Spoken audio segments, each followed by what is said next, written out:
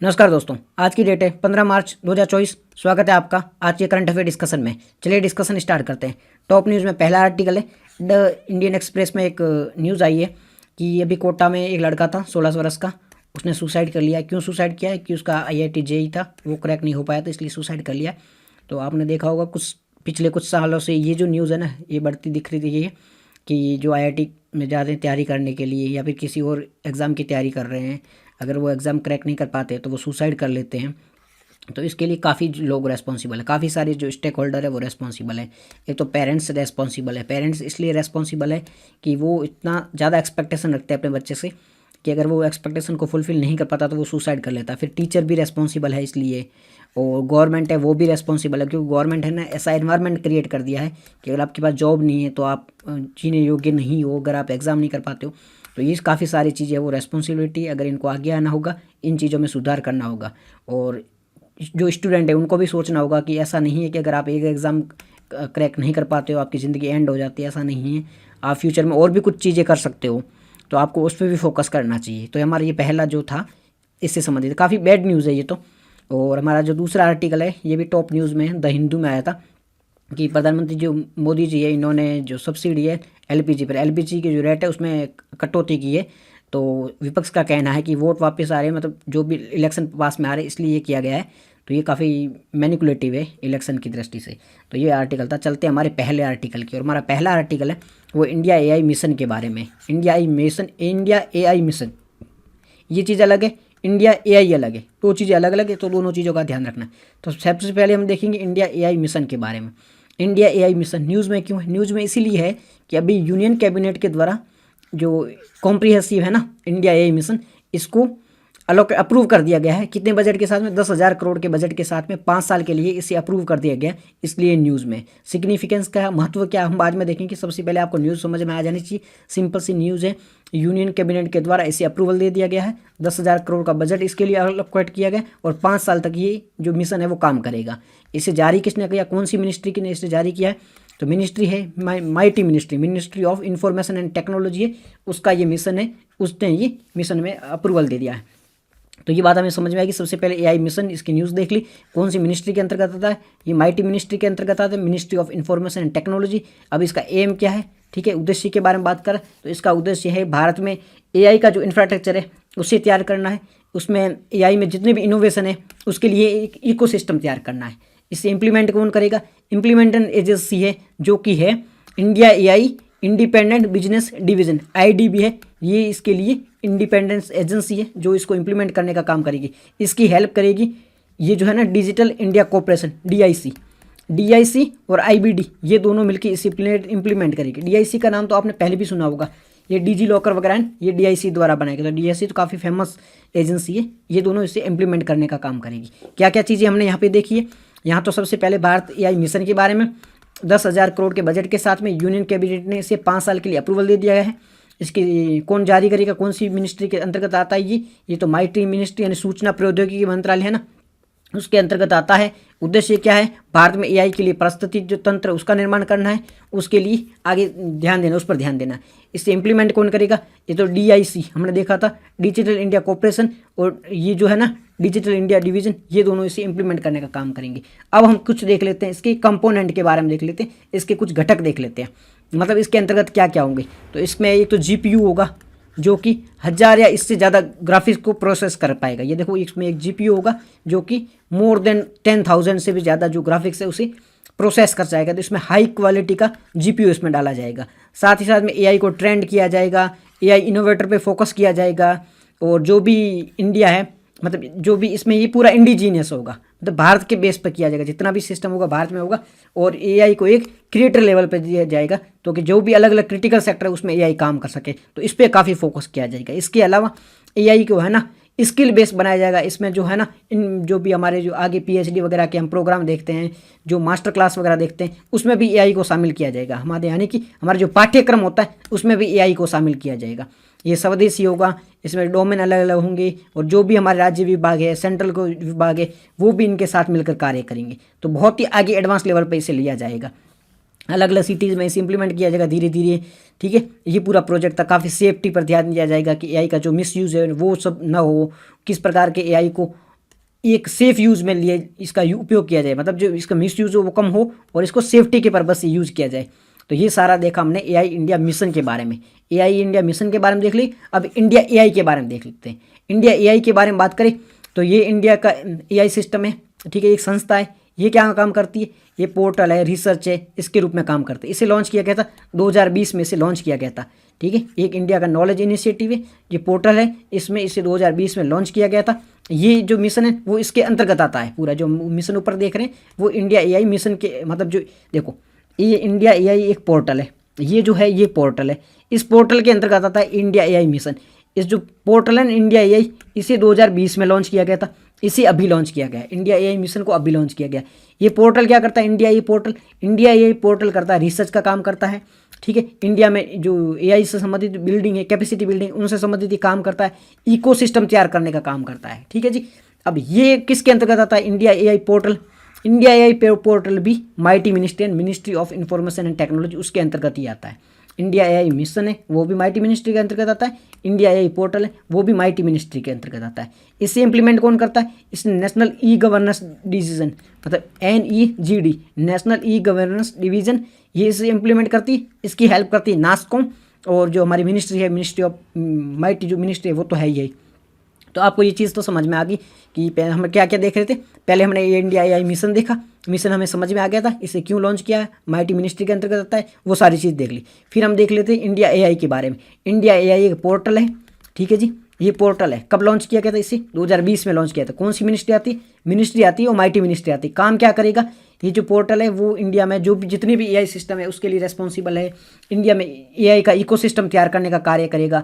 तो इसे बनाने में कौन हेल्प कर रहा है, एक तो राष्ट्रीय ई गवर्नेंस डिवीजन है NEGD वो, और नास्कॉम है। नास्कॉम क्या है, नास्कॉम जितनी भी कंपनियां वगैरह होती हैं उनकी हेल्प करने के लिए बनाई गई थी नास्कॉम। तो ये दोनों मिलकर इसे बना रहे हैं। तो हमें ये पूरा समझ में आ गया इंडिया एआई मिशन से संबंधित। चलते हमारे नेक्स्ट आर्टिकल की। नेक्स्ट आर्टिकल हमारा स्वीडन ने अभी नाटो ज्वाइन किया, इससे संबंधित है। न्यूज़ तो आपको समझ ही आ गई होगी कि स्वीडन है उसने अभी नाटो को ज्वाइन कर लिया है। और इसी के साथ है ना ये 32वां देश बन गया है जिसने नाटो से ज्वाइन किया है। इससे पहले नाटो में 31 देश थे, ठीक है जी। अभी लेटेस्ट स्वीडन ने ज्वाइन किया और इसी के साथ नाटो में ज्वाइन करने वाले टोटल देश कितने हो गए, 32 देश हो गए। तो न्यूज़ तो आपको समझ में आ गई होगी। अब हम नाटो के बारे में बात करें। नाटो की फुल फॉर्म क्या है, North Atlantic Treaty Organisation. North Atlantic Treaty Organisation NATO की फुल फॉर्म है। ये एक कलेक्टिव सिक्योरिटी अलायंस है, मतलब सिक्योरिटी सुरक्षा की दृष्टि से बनाया गया अलायंस है। काम क्या करता है, ये काम करता है अगर किसी एक देश पे हमला होता है ये सारे मिलकर उस पर अटैक कर देते, ऐसा इसका रिस्पॉन्सिबिलिटी। कब बनाया गया था, इसे बनाया गया था 1949 में, 1949 में।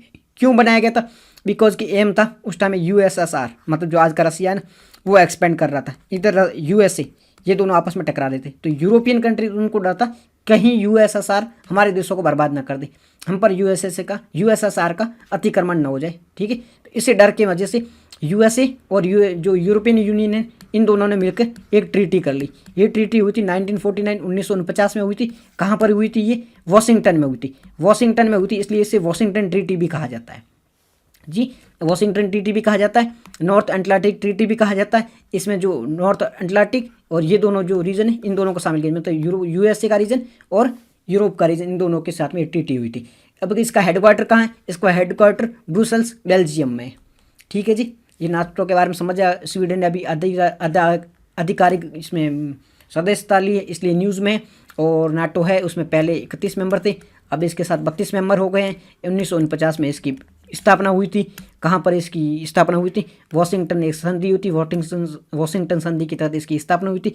इसका हेडक्वार्टर कहाँ है, ब्रुसेल्स बेल्जियम में इसका हेडक्वार्टर है, ठीक है जी। ये समझ में आ गया। इसका ऑब्जेक्टिव क्या है, इसका ऑब्जेक्टिव है जो कोऑपरेशन बढ़ाना है। जो भी देश है उनके मध्य पॉलिटिकल टेंशन्स आती है तो उन सब का काम करने का ये देखता है। ये जो भी थ्रेट आती है, मतलब जो भी देश है उनके प्रति थ्रेट आती है, उस थ्रेट को रोकने का काम करती है। और इसमें एक कलेक्टिव प्रिंसिपल यही है कि अगर किसी एक पर अटैक हुआ तो सारे देश अटैक माना जाएगा और सब मिल पर ये उस देश पर अटैक कर देंगे जो किसी एक देश पर अटैक करेगा। आर्टिकल 5 में ये लिखा है। जैसे कि UK है वो नाटो का पार्ट है, UK इंग्लैंड, अगर इंग्लैंड पे किसी ने अटैक किया ना तो सारे नाटो का देश मिलकर उस देश पे अटैक करेंगे। ये आर्टिकल इसके 5 में भी लिखा गया है। और ये है ना इसकी सदस्यता सभी देशों के लिए मतलब खुली है, कोई भी देश इसमें आके ज्वाइन कर सकता है जो कि यूरोप का हो, मतलब यूरोपियन कोई भी कंट्री है वो इसमें शामिल हो सकती, सभी के लिए ओपन है। यूरोप के बाहर का ऐसा नहीं है, यूरोप के लिए, तो ये स्वीडन की मैप है, ये फिनलैंड है, ये नॉर्वे है। तो आप इसको लोकेशन भी आप देख सकते हो। चलते हैं हमारे नेक्स्ट आर्टिकल की ओर। नेक्स्ट जो हमारा आर्टिकल है नमस्ते स्कीम के बारे में। नमस्ते स्कीम, देखो यूपीएससी डायरेक्ट क्वेश्चन पूछ सकता है। तो सबसे पहले देखेंगे नमस्ते स्कीम न्यूज़ में क्यों है।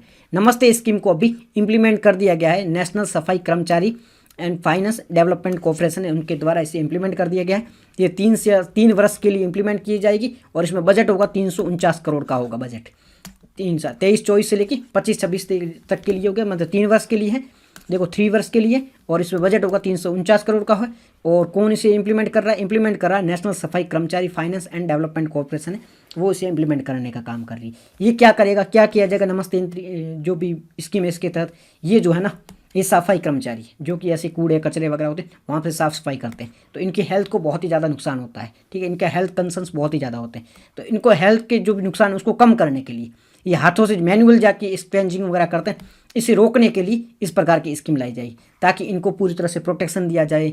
इनको साफ़ सफाई जो कर रहे हैं तो इनके पास ग्लव्स होने चाहिए, मास्क होना चाहिए, प्रॉपर सैनिटाइजर की व्यवस्था होनी चाहिए, और इनको हेल्थ के लिए बेनिफिट भी दिए जा सके। इनका जो परिवार होता है उनको भी बेनिफिट दिए जा सके, ताकि ये जो इस प्रकार की गतिविधियाँ करें वो कम हो और उनकी जो हेल्थ पे नुकसान हो रहा है वो कम किया जा सके। तो ये एक ह्यूमन सेंट्रिक अप्रोच है नमस्ते स्कीम। इसमें जो टेस्टमेंट किया जाएगा कि जो ह्यूमन है, जो भी इसमें जाके काम करते हैं उनको रोका जाके, उनके लिए काम किया जाए। जो हैजार्डस टास्क जाके करते हैं उनमें कमी की जा सके। इसमें कौन कौन सी मिनिस्ट्री शामिल है इस स्कीम में? इसमें तो सोशल जस्टिस मिनिस्ट्री है, क्योंकि ये सारा सोशल का काम हो रहा है, तो सोशल जस्टिस है। फिर अर्बन मिनिस्ट्री है, हाउसिंग एंड अर्बन मिनिस्ट्री है, तो महुआ मिनिस्ट्री और सोशल जस्टिस मिनिस्ट्री इसमें मिल के काम करेंगी। महुआ का क्या रोल है, क्योंकि शहर में ज़्यादा होता है इसलिए महुआ मिनिस्ट्री आ गई, और सोशल जस्टिस मिनिस्ट्री तो है ही। तो ये दोनों है, हिंदी मीडियम से हम देख लो, इतने बजट पारित किया गया है, वही सारी स्कीमें। और कौन सी मिनिस्ट्री है, तो ये है न्याय, सामाजिक न्याय और अधिकारिता मंत्रालय है, और शहरी मामलों के मंत्रालय इसमें शामिल है। ये चीज़ हमने देख ली। अब इसमें क्या किया जाएगा, इसे इंप्लीमेंट कौन करेगा? इंप्लीमेंट एजेंसी होगी, वो नेशनल सफाई कर्मचारी फाइनेंस डेवलपमेंट है, वो इसे इंप्लीमेंट करने का काम करेगी। नमस्ते स्कीम का फुल फॉर्म क्या है? National Action for Mechanised Sanitation Ecosystem, ये इसकी फुल फॉर्म है। फुल फॉर्म आप याद रख सकते हो, यूपीएससी इस पर भी क्वेश्चन पूछ सकता है। कोई भी ऐसी छोटी स्कीम है, बट ऐसे जरूरी नहीं कि सबका याद रखे, बट थोड़ा बहुत माइंड में रखना कि National Action for Mechanised Sanitation Ecosystem, ये इसकी फुल फॉर्म है। ऑब्जेक्टिव क्या है? डेथ वगैरह जो होती है उनको रोकना है, जो भी इसमें जाके काम करते हैं तो उनको रोकना है, उनको मैकेनाइज्ड सिस्टम करना। अभी मैनुअली करते हैं तो उसमें थोड़ा बहुत टेक्नोलॉजी को इन्वॉल्व किया जाए, और इस प्रकार जो सफाई सैनिटेशन वर्कर हैं उनकी हेल्थ का ध्यान रखा जाए, जो कि हैजार्डस स्थिति में जाके क्लीनिंग करते हैं। ठीक है जी। इसे लॉन्च कब किया गया था? इसे 2022 में लॉन्च किया गया था। क्या करेगा? इससे पहले बहुत सारी जो स्कीम चल रही है उसे ये रिप्लेस करेगा, उसकी जगह ये स्कीम जगह ले लेगी, और इसमें इन लोगों को बेनिफिट होगा। ये सारे डेटा आपको याद रखने की जरूरत नहीं है। देखो 2025 के लिए इतने लोगों को ये बेनिफिट दी जाएगी। तो ये नमस्ते स्कीम के बारे में था। ये फिर थोड़े बहुत इसमें डेटा दे रखा कि इससे ऐसे फ़ायदा होगा, इसमें इस स्कीमों के साथ में कोलाबरेट किया जाएगा। एग्जिस्टिंग जो स्कीम है वो भी साथ में जोड़ी जाएगी, जैसे आयुष्मान भारत है, प्रधानमंत्री जन योजना है, ये सारी इनके थ्रू भी इनको बेनिफिट दिया जाएगा, इनकी फैमिली को बेनिफिट दिया जाएगा। तो ये सारी इस स्कीम में किया जाएगा। ठीक है। इन पर लाइवलीहुड असिस्टेंस दिया जाएगा, इनको कैपेसिटी सब्सिडी दी जाएगी, कैपेसिटी बिल्डिंग की जाएगी, जो भी एग्जिस्टिंग स्कीम है उनमें इन्वॉल्व किया जाएगा। ठीक है, एजुकेट किया जाएगा, ये सारी इस स्कीम में किया जाएगा। तो ये पूरा हमारा आर्टिकल था नमस्ते स्कीम के बारे में। चलते हैं नेक्स्ट स्कीम की ओर, नेक्स्ट आर्टिकल की ओर। नेक्स्ट जो हमारा आर्टिकल है सी डिफेंडर के बारे में, 2024 के बारे में। न्यूज़ में क्यों सी डिफेंडर? सबसे पहले सी डिफेंडर है क्या? तो सी डिफेंडर एक एक्सरसाइज है। क्या है? सी डिफेंडर एक एक्सरसाइज है। तो किस किस के बीच में होती है? इंडिया यूएसए के बीच में होती है। सी डिफेंडर एक एक्सरसाइज है जो कि इंडिया यूएसए के बीच में होती है। न्यूज़ में क्यों? अभी ये कंडक्ट हुई है। कहाँ पर हुई है? पोर्ट ब्लेयर में ये कंडक्ट हुई है। तो आपको इसमें क्या चीज़ याद रखनी? सबसे पहले सी डिफेंडर क्या है? ये एक एक्सरसाइज है। किस किस के बीच में होती है? इंडिया यूएसए के बीच में होती है। इंडिया यूएसए के बीच में होती है। कहाँ पर आयोजित हुई है? पोर्ट ब्लेयर में आयोजित हुई है। 3 चीज़ें याद रखनी। चौथी चीज़ है ये किसकी एक्सरसाइज, मतलब आर्मी है, नेवी है, किसकी है? तो ये कोस्ट गार्ड की एक्सरसाइज है। कोस्ट गार्ड की एक्सरसाइज। तो 3-4 चीज़ें आपने देख ली। अब ये इसमें क्या किया जाएगा? इसमें मैरीटाइम जो पायरेसी वगैरह, ये तो सारी कॉमन चीज़ें। मैरीटाइम पायरेसी को रोका जाएगा, जो अटैक किस प्रकार से किया जाता है उसके रोका जाएगा, ड्रोन अटैक को किस प्रकार से रोका जा सकता है, ये सारी चीज़ें फोकस कर सकते हैं। इन चीज़ों के बारे में याद नहीं रखना, आपको याद रखना है कि सी डिफेंडर एक्सरसाइज किस किस के बीच में होती है? इंडिया और यूएसए के बीच में, इंडिया एंड यूएसए के बीच में होती है। ठीक है जी। ये किसकी एक्सरसाइज है? तो कोस्ट गार्ड की एक्सरसाइज है। ठीक है, ये चीज़ याद रखना। फिर कहाँ हुई थी? ये हुई थी पोर्ट ब्लेयर में। ठीक है जी, ये चीज़ आप याद रखना। तो 3-4 चीज़ें आप याद रखोगे, और कोस्ट गार्ड की, इंडिया यूएसए और किस प्रकार की सी डिफेंडर, ये चीज़ आप याद रखोगे तो आपको पूरा आर्टिकल समझ में आ जाएगा। चलते हैं हमारे नेक्स्ट आर्टिकल की ओर। नेक्स्ट आर्टिकल है स्वदेश दर्शन प्रसाद स्कीम के बारे में। स्वदेश का मतलब क्या होता है? खुद का देश, दर्शन मतलब देखना, प्रसाद इसके पहले भी हम देख चुके हैं। तो स्वदेश दर्शन प्रसाद स्कीम के तहत प्रधानमंत्री मोदी जी है ना, रिसेंटली प्रधानमंत्री मोदी जी ने 52 टूरिज्म सेक्टर है ना प्रोजेक्ट डेवलप करने के लिए 1400 करोड़ रुपए की अनाउंसमेंट किया है, जो कि स्वदेश दर्शन एंड प्रसाद स्कीम के तहत आएगा। यानी इन दोनों स्कीमों के तहत प्रधानमंत्री मोदी जी ने 1400 करोड़ रुपए की धनराशि दी है, और इस राशि की तरफ 52 जो टूरिज्म सेक्टर है ना उन्हें डेवलप किया जाएगा। तो ये जो प्रोजेक्ट है ना इसे लॉन्च किया जाएगा 3 प्रोजेक्ट के तहत। इसमें प्रसाद स्कीम के तहत ये जो कुछ है ना हजरत बल महल है, श्रीनगर में कुछ अटैक है, इन सबको सुधार किया जाए। मतलब ये जो एरिया है इनको, जो भी टूरिस्ट पैलेस है इनमें सुधार किया जाएगा, इनमें रिफॉर्म किया जाएगा, इनको डेवलप किया जाएगा इस स्कीम के तहत। फिर मेजर ट्री है, उसमें क्या क्या घाट डेवलप किया जाएगा, वहाँ पे साउंड लाइटें लगाई जाएगी, पार्किंग की व्यवस्था की जाएगी, कॉम्प्लेक्स बनाया जाएगा, सेफ्टी की व्यवस्था की जाएगी, इंफ्रास्ट्रक्चर तैयार किया जाएगा। ये सारी चीज़ें यहाँ पर किए जाएंगे। हिंदी मीडियम, प्रधानमंत्री मोदी जी ने 1400 करोड़ रुपये धनराशि दी है। 52 पर्यटन स्थल है उनकी विकसित किया जाएगा, उन्हें समर्पित किया जाएगा। फिर इस स्कीम में क्या क्या किया जाएगा? इस प्रसाद स्कीम के तहत 3 परियोजना लॉन्च की गई। फिर तेलंगाना में ये जो जगह है इसको किया जाएगा, फिर मध्य प्रदेश में, फिर आंध्र प्रदेश जो भी अमरकंटक में, इन सब चीज़ों को विकसित किया जाएगा। इतने करोड़ रुपए की धनराशि दी जाएगी और ये चीज़ें की जाएगी। मतलब घाट के है, साउंड है, शो है, पार्किंग है, ये सारी चीज़ें की जाएगी। तो आपको ये याद रखना, कुछ भी इनमें से याद रखना नहीं है। पहले स्वदेश स्कीम क्या है, प्रसाद स्कीम क्या है, और इसको लॉन्च किया प्रधानमंत्री जी ने, तो इन दोनों को याद रखना है। बाकी इसमें कितनी आवंटन की जाएगी ये कोई मैटर नहीं करता है। स्वदेश दर्शन प्रसाद योजना दोनों का उद्देश्य है कि डेवलपमेंट करना, भारत में जो टूरिस्ट पैलेस है उनको डेवलप करना, इतनी ही चीज़ याद रखनी है, ठीक है। इसके अलावा जो यहाँ पर भी बहुत सारी चीज़ें दे रखी है कि इतनी धनराशि के तहत राजस्थान में ये डेवलपमेंट किया जाएगा, प्रधानमंत्री जन भागीदारी पे फोकस करेंगे, फिर जो भी लोग होते हैं उनको बढ़ावा दिया जाएगा, आप आके देखो। और इनके अलावा चलो इंडिया को, ये सारी चीज़ें ना, ये चीज़ें याद रखनी, जो ना तो इतनी स्कीम रहेगी याद, तो आपको जो बड़ी बड़ी स्कीम होती है उनका छोटा याद रखना, इनका एम क्या है, ये स्कीम क्या काम करेगी, इतना देख लोगे तो आप इजीली क्वेश्चन सॉल्व कर लोगे। ये सारी चीज़ें फोकस करने चाहोगे तो आपको याद ही नहीं रहेगा इतना कि कौन कौन आ रहा है, किन किन को बुलाया जा रहा है। इसमें तो ऐसे भी दे रखा है कि जो भी फॉरेन होता है उनको बोला आप 5 जनों को इनवाइट करो, तो इतनी सारी चीज़ें याद ही नहीं रहेगी। तो आपको सिंपल सा इसका मोटो याद होना चाहिए। इसकी स्कीम के बारे में थोड़ा बहुत पता होगा आपको, तो आप यूपीएससी में जो भी प्रीलिम में क्वेश्चन पूछा जाएगा, क्वेश्चन के बारे में देख ले। तो ये देखो प्रसाद स्कीम के बारे में, तो प्रसाद स्कीम है ना, यहाँ पर ये लिखा हुआ प्रसाद स्कीम के बारे में। नोडल मिनिस्ट्री कौन सी, जरूर याद रखना, टूरिज्म मिनिस्ट्री इसके लिए नोडल मिनिस्ट्री काम करती है। 2014-15 के तहत इसे स्टार्ट किया गया था। काम क्या कर देगी, काम सिंपल सा वही है, टूरिज्म को डेवलप करना, तीर्थ जो भी यात्रा है उनको डेवलप करना है। तो ये पूरी स्कीम के संबंधित था। बस थोड़ा सा पॉइंट आप याद रखोगे, थोड़ी सी अच्छे से देखोगे तो पूरा आर्टिकल आपको समझ आएगा। ये जितने भी हमने आर्टिकल दिए उसमें बस थोड़ी थोड़ी चीज़ें आपको देखनी है, डिटेल में जाओगे तो पूरा ही नहीं पड़ेगा, क्योंकि इतना चीज़ें याद रहती भी नहीं है, और प्रैक्टिकली इतनी पूछी जाती है ना, वो क्वेश्चन सॉल्व होते नहीं, काफ़ी टफ होते हैं। तो आज के डिस्कशन में इतना ही था। ये कुछ हमारे PYQs है, तो आप इसको ट्रू एंड फॉल्स में दे दो। PYQ ने अपने क्वेश्चन दिए तो देख लेना आपके। और ये आपके कल के पहले हैं HIV वायरस से संबंधित है, ये अटैक करता है, तो पहला तो ट्रू है। दूसरा पूछा है सैकड़ों करोड़, हिमाचल प्रदेश, नहीं, ये राजस्थान में है, तो ये हो जाएगा फॉल्स है। पहला ट्रू, दूसरा फॉल्स हो जाएगा। तीसरा सेंट्रल कंज्यूमर प्रोटेक्शन अथॉरिटी के बारे में, ये इन्वेस्टिगेशन करती है, डायरेक्टर जनरल के बारे में नहीं, ये फॉल्स हो जाएगा, ठीक है जी। चौथा जिम कॉर्बेट के बारे में, ये ट्रू हो जाएगा, हाँ ये ट्रू है, इन्वेस्टिगेशन सही है। असम में नहीं है, ये उत्तराखंड में है, तो ये फॉल्स हो जाएगा। पहला फॉल्स है, पहला ट्रू है, दूसरा फॉल्स है, तीसरा ट्रू है, चौथा फॉल्स है। तो ये पूरा आज का था। आज की डिस्कशन में इतना ही था। PDF चाहिए आपको, टेलीग्राम चैनल में मिल जाएगी, टेलीग्राम चैनल ज्वाइन कर लेना, वहाँ पर और भी आपको रिसोर्सेज मिल जाएंगी। Thank you very much for discussion.